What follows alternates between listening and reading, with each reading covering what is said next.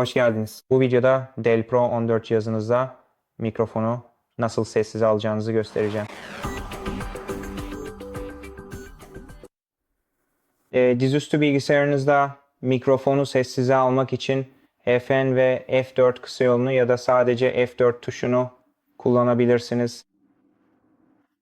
F4 tuşunuzun üzerindeki LED göstergesinin yandığını gördüğünüzde mikrofonunuzun şu anda sessize alındığı anlamına gelir. Yeniden sesi açmak için F4 tuşuna tekrar basın veya aynı işlemi bu dizüstü bilgisayarın ayarlarından da yapabilirsiniz. Tek yapmanız gereken önce başlat menüsüne gitmek. Sonra başlat menüsü üzerinden ayarlar bölümüne giriş yapın. Ardından sistem menüsü altındaki ses sekmesine ilerlemeniz gerekmektedir.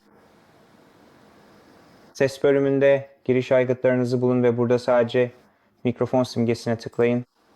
Bu da cihazınızın mikrofonunu sessize alacak ve burada tekrar sesi açabilirsiniz.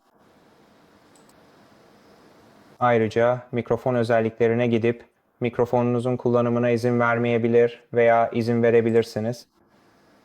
Hepsi bu kadar. İzlediğiniz için teşekkürler. Yardımcı olduysa lütfen abone olun. Aşağıya bir beğeni bırakmayı unutmayın. Bir sonraki videoda görüşmek üzere.